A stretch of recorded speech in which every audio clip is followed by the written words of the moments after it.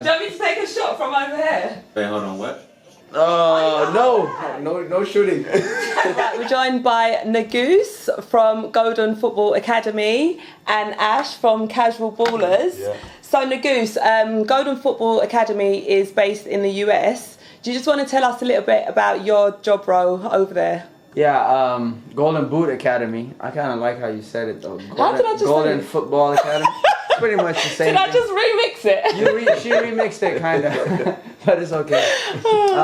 Golden Boot Academy. Well, I'm a founder, trainer, everything you want to call it. Me and one of my buddies, Johannes, I had the idea and then kind of brought him on and, explained to him what I was trying to do. He was also coaching at the time. And we just kind of collaborated and literally drew the logo, literally made a business plan and just started a program called Golden Boot Academy. Private training, group training, small training, team training, elite training, all types of just soccer, football training. Yeah, my role is pretty much the owner and coach. And what was the inspiration behind setting it up? The inspiration was just my background of football. Right, my dad growing up played professionally in Ethiopia. So growing up a little bit, I briefly remember watching him play and watching Premier League games. He was a big Arsenal fan. So we always, I was telling him actually, he bought me a Beckham shirt for some reason. I don't know why he did that. And then I fell in love with United. I'm a Manchester fan, huge Manchester fan. So, we always went to go watch games together and we always had this feud, which we still do to this day. And that was my passion, which is, to watch the game and then to be a lover of the game and also a player, right? So, play. Also your style of play as well. Yeah. Like your style of play yourself is really technical and really to the detail. Yeah. And that's what you now implement in your Golden Boot. Exactly, yeah. I'm an attacking midfielder, just play in the middle. I love having the ball. He'll tell you I'm always trying to get on the ball. Even if I'm in the wrong pit, I'm trying to get on the ball, right? So that's good. That's kind of what I implement in my program, which is a lot of technical work. If you see on Instagram, it's a lot of that, a lot of technical work, awareness, a lot of midfielders that we work with, and that's my inspiration. Really, it's just a love for the game and to kind of teach the new generation or the youngers what I didn't learn per se, right? And kind of make them go a little further than I did in my career. And we noticed as well that you develop male as well as female players. Is there any requirements to get into the academy? Well, this academy it's pretty much like it's an open training academy, right? So if you want to sign up, you pretty much contact us and just book a session, right? And we have 3 different coaches, primary coaches, and you can either pick whatever coach you want, but usually it's me and my business partner Johannes. We do the sessions. But he's also a professional player in Oakland. He plays for Oakland Roots, actually. Shout out Oakland Roots. Which you're representing Shout today out as Oakland well. Roots. Of course, always, man. That's my town. I usually do the morning sessions. Right now, in this off season, we work with a lot of pros, so a lot of pro women players from the Bay Area, which is the Oakland area, and a lot of men USL players, some MLS guys. And I usually do those in the morning since he's also a pro and he plays. But we have a lot of younger players as well that we work with throughout the afternoon, so he does a lot of those. And what is the youngest age that you actually work with? I think the youngest player we worked with has been, was a 6-year-old, 7-year-old? I can't remember, but usually it's like 9 and up, right? But sometimes, the little brother would come and dad is like, yeah, can you just work? And I'm like, yeah, we'll just work with the little brother, kind of like, it's more of just making them fall in love with the game, right? It's just little fun games and stuff like that. But usually we have 9 and up, and they're pretty serious players. Players who are trying to advance to the next level. And that's kind of that's kind of what we're known for, is kind of like working with elite players who are serious, dedicated, mentally strong. Players looking to further themselves.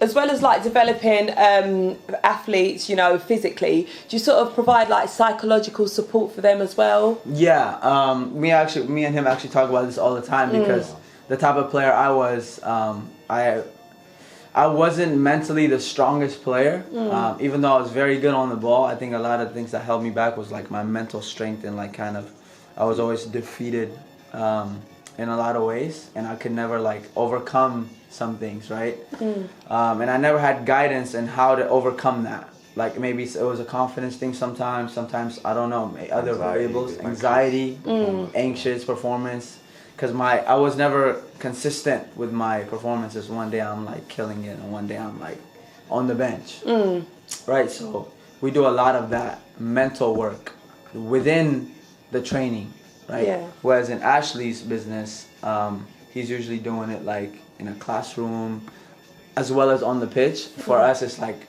on the field, kind of like working through things, because we see it like, and when you're doing a lot of repetitions, you'll kind of see how the players reacting to it. And in a longer period of time, you'll see like if they're doing well that weekend. We also watch games, and then we get feedback from their coaches, and we just kind of see where they're at with the confidence, and we aid them and we talk to them and how to, kind of grow their mind as well. Yeah, we do a lot of cognitive work.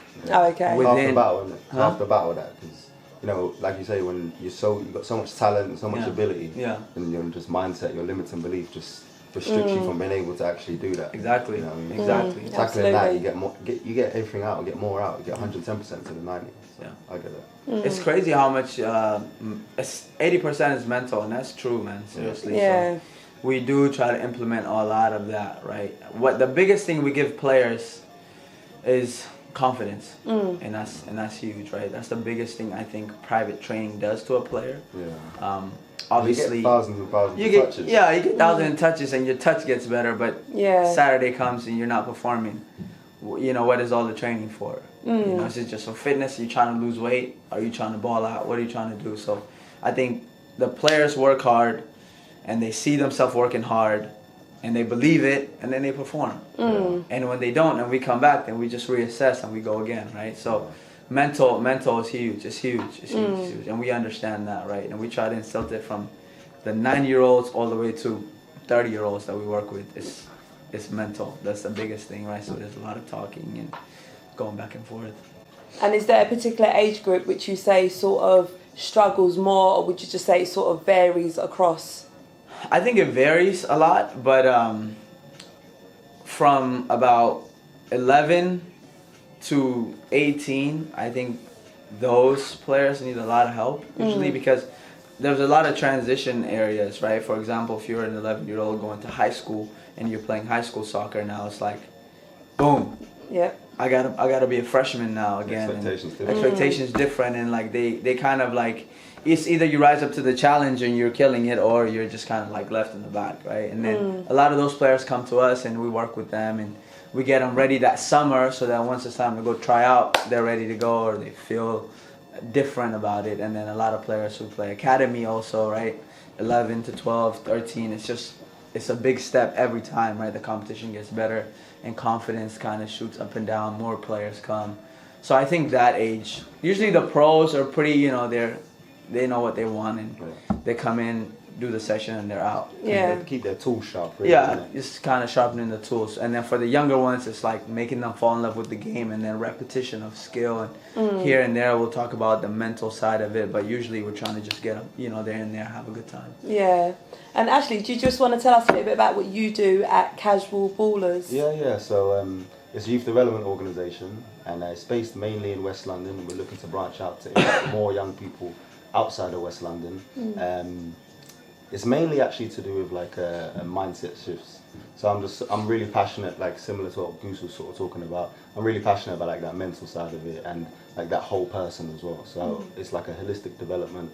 We work on mindset shifts, and then the real pull is like the premium level football training and matches that we have as well. And then we sort of use all the life skills. We use like 6 different life skills: respect, effort, leadership, self-direction, contribution, and self-discipline. So 6, and they just sort of go into the football training session, and it's like that same. It's implemented within them playing football, and then post-football, we then have like a life skills like seminar sort of thing after training, and we discuss the life skills that we've been going through. So it sort of goes through the session, and that's what we do at Casual Ballers. Yeah.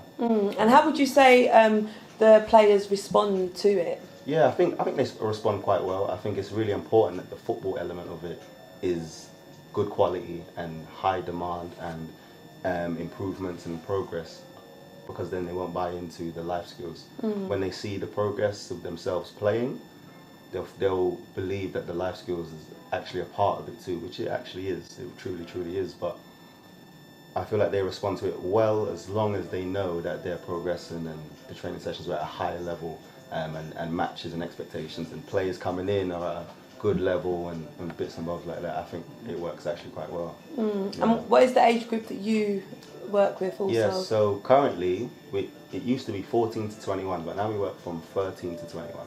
And it just sort of varies in like what the expectations are. So for example, I have the captain, he's 16, and then I've got a vice captain who's 20. So it doesn't really necessarily matter what age they are, but it's more about where they are in their mental space and my expectations for that individual.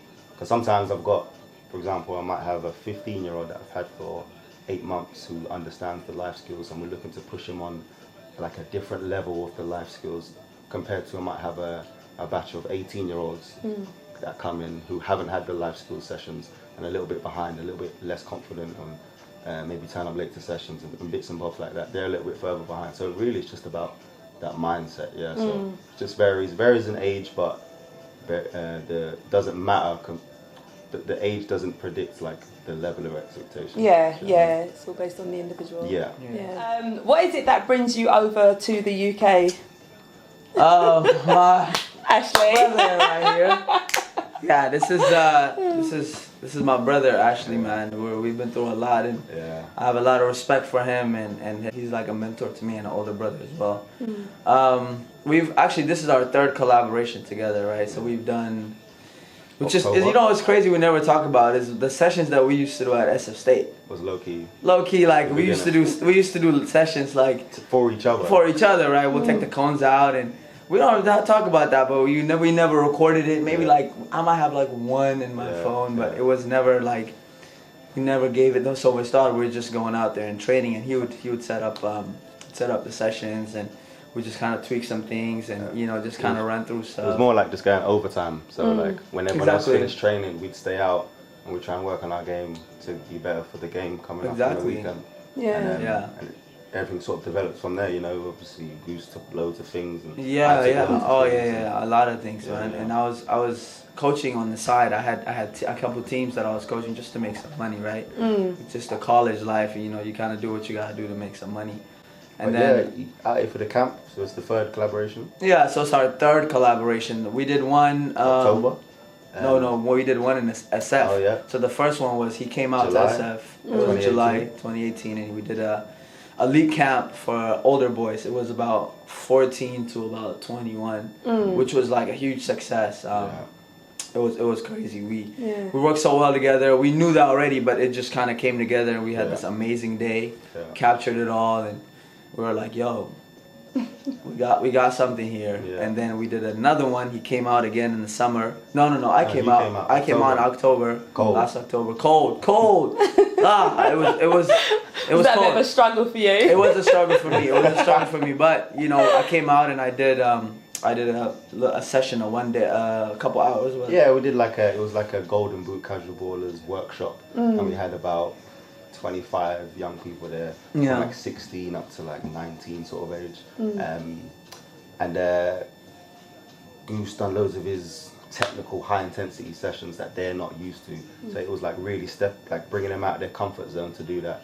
And then between sessions I was stepping in to do the life skills sort of workshops and seminars and group activities and stuff. And then they would go straight back over to Goose and they're back on it playing, and then they'd be back to me, and we just sort of flip-flops like that. It's kind of like what we talked about earlier, right? Implementing that mental side. Except we have two people doing it. So one is really just focused on one thing, and then one is focused on the other thing, right? That way the kids are getting a lot more. Yeah, you go 100, I go 100. Exactly. No, we go 200. You do it by yourself, you go 50. Might go 50-50. Yeah. For me, so that was huge. And then we saw that, and that was another like huge avenue we took, because when we did the first one in the SF, it wasn't structured like that. It was just football, right?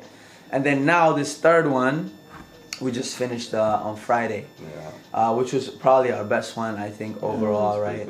I brought a kid over from San Francisco as well, one of my kids that I train, and he was a part of the camp as well. And we did the same thing. We did the mindset part as well as the my sessions part, and then he's also a coach as well. So he'll do like, that's his team too. So he'll do like a team aspect to it, and I'm doing the 1v1 like group stuff. It was fantastic, man, and that's what brings me over. Yeah. One is I'm here to see my brother and have a good time, and two, we know we're here doing something bigger than ourselves, and helping some kids. Really good week. It was a fantastic week. It was cold still though. Yeah. Oh my god. This is probably the coldest month. No, we got hit by storms. Yeah, like that it was- was, Dennis is pretty still- bad. oh my god, I couldn't believe it. Like it hurt. It was hurting. Like it hurt. It started hailing. Was it Wednesday? Was it now? It was Thursday. It was Thursday. It was hailing. It was bad, but like I look around. And, yeah, we're still training. Yeah, look at the kids loving it, and I was like, you know what? Motivation. Let's go. Let's keep going. Yeah. Let's keep going. So that was big on the week as well. Like it was big. I just wanted to make sure, because on the Monday, so Goose came over Monday night. So I had another casual ballers coach, Kieran, come with me on Monday. And then from that get-go, from the Monday, what I wanted to instill into them is that mindset of, we're just here to work hard and develop, and don't come with your hands out, because there are a few connections, like being at casual ballers, sometimes the scouts come and stuff, and that's just the icing on the cake. We don't really focus on that sort of stuff. But I just sort of wanted to make sure that they don't come with their hands out. You come and you really take advantage of everything and work hard every day. And I was just sort of reiterating to them that other people your age might be waking up now at 2 p.m. at half term, but you're up at 7 and you're here by 10, and we're going to train till 3. So now when you go and play against them on the weekend, you've already done more hours this week. Yeah, exactly. That's what it's about, man. Exactly. So it's that sort of mindset stuff that we was really instilling this week. That's what we was really doing. Yeah. Oh, what you guys are doing is amazing. I mean, what else can we expect to see, in the future? Oh, we can't give you all the She's trying to get the scoop. She's trying to get the scoop, man. But no, man, the future looks bright, man. And we were just talking today, and I'm like, yo, like, this has been an eye opener, even more. Yeah. Like for me, for it's possible, right? For me to come all the way from there, and for him to come all the way to me, there was already something. Yeah. But now it's like, yo, like, we're doing some things, man. We're doing some things in it. I must say, your English is really good. It's on point. I've been here too long, man. I'm almost getting used to this cold too. I got my ankles out and all that. Like, yeah. So, nah, man. We're cooking up some stuff, man. We're cooking up some shit. Yeah, we're gonna sit down and we're gonna have like a real business meeting about things going forward.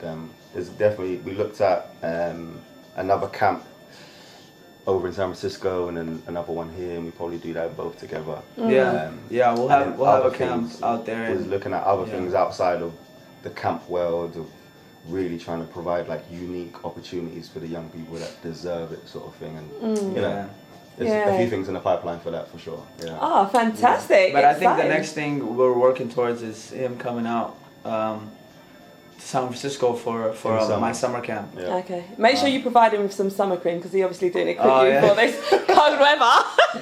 Nah, man. You need to bring some shorts and a tank top. So I think that's the next project that we're working on. Yeah. And small little ones along the way.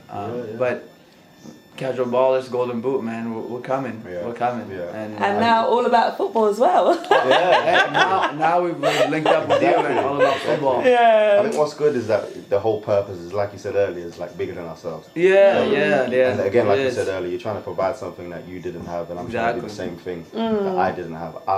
We said it in the car the other day, I'm trying to be the person that I wish I had when I was 15, 16, 17. That's huge. And it's not to say that I didn't have people that supported me. Of course I did. But I mean, that person outside the family with like that voice that I didn't hear every day. That different voice. Because when you hear the same voice every day, you sort of get accustomed to it. Yeah, so true. Seriously. So yeah, I'm bigger than ourselves. I think that's... With trying to change lives. In football, outside. Cultivate better individuals. At the end of the day, we are humans, and my values and his values, and kind of working with other kids to kind of form themselves and their identities as well. So that's also a huge part of it. Yeah. Right. Cultivating good people. Yeah. 100%. And maybe some pros along the way. Yeah, exactly. Again, that's the icing on the cake. That's the icing on the cake, right? So. Yeah. All right, fantastic. Well, it was great speaking to you both. Yeah, thank you for coming along as well, and we look forward to see what's to come. Yeah, we'll do it again another time. For sure, 100%. All right, then. Maybe back in California. Yeah, exactly. No jacket. You gotta work on your accent now. I know, I do. Don't say yo. Yo, what are yo up to? Just say yo. What's up? What's up? What's up with y'all? What's up with y'all? Say what's up with you, cuz. It's gonna take a lot of practice say what's for up me. with you, cuz. You can just What's say up with y'all, cuz? Oh. I think I'm just putting too much on Too it. much. Yeah, just say it. Just What's up with relax. your cuz? That's a little better. Yeah, man. It's a little bit better. I could keep working on it. Yeah. In the mirror. Just talk to myself. Real talk though, man. Shout out Oakland Roots. This is a new professional team in my city, Oakland, where I've lived most of my life. So shout out to them, man. Shout out to Coca-Cola. Man, like Coca-Cola. Nah, we just here, man. We had a good interview, good time, good vibes, good conversations. We always have a good time. Casual Ballers, we back out there in the spring camp in April. Wait for the dates. We got a huge shout out to All About Football. Huge. And Charlene, the presenter. Yo, real talk though. Big shout out. Thanks for having us. Me and Ash love doing things like this. Like we said, speaking about our passion and kind of sharing ourselves with the world, man, and inspiring and receiving love and giving love. So shout out to you for being here, Charlene, and All About Football, providing a platform. It's amazing, and we look to do more work with you. If you stop using American accents. I'm just messing with you. But nah, man, big shout outs. Shout out All About Football. Shout out Charlene, the presenter. Doing great stuff.